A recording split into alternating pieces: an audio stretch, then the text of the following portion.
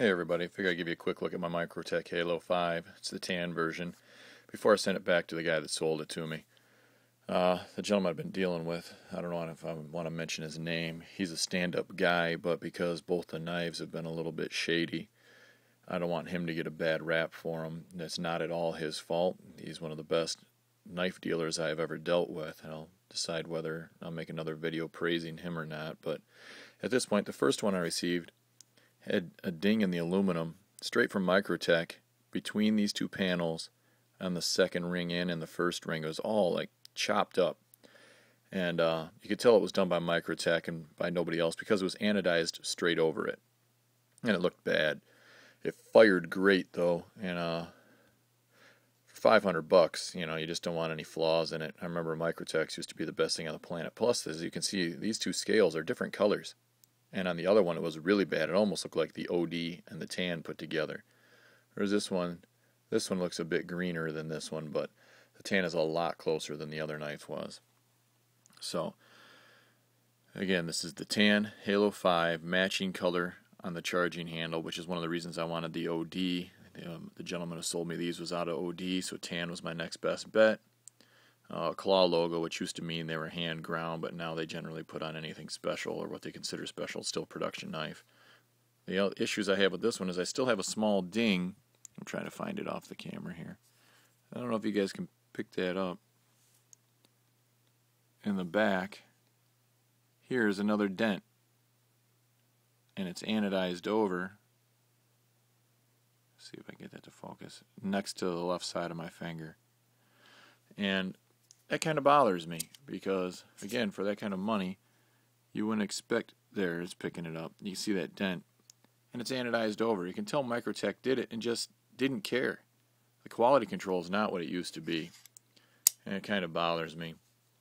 That alone would have been fine. I'd have lived with it.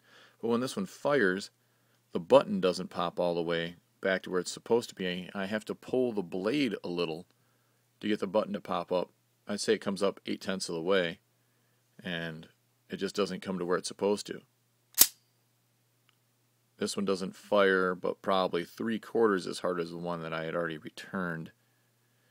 But I have to give them some credit. The blade grind is great. They did a really nice job on this blade. Very few tiny little things that I would complain about a touch, but I wouldn't. I didn't know that these Halo 5s had these grooves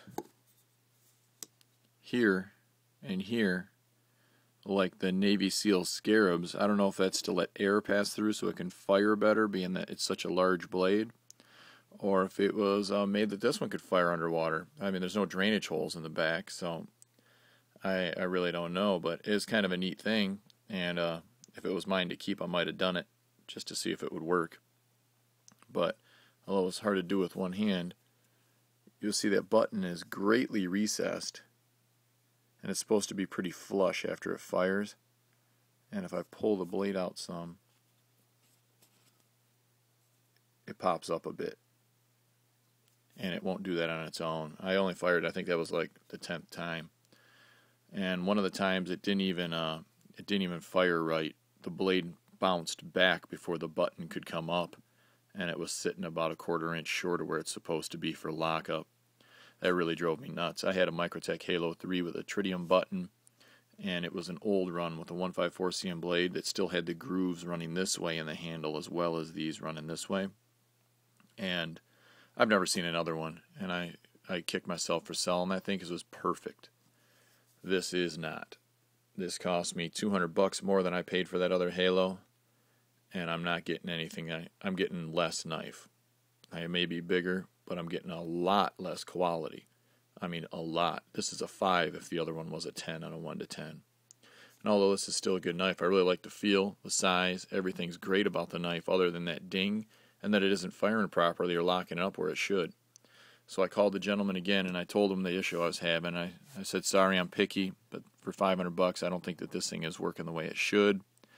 And he's very kind and understanding. He was a microholic too, and he said that for $500 I should be satisfied, and he's going to take the knife back and refund my money. I don't think you can find better customer service than that. He only had 2 of these, otherwise we'd have went for a third one. but being the good guy he is, I have to give him some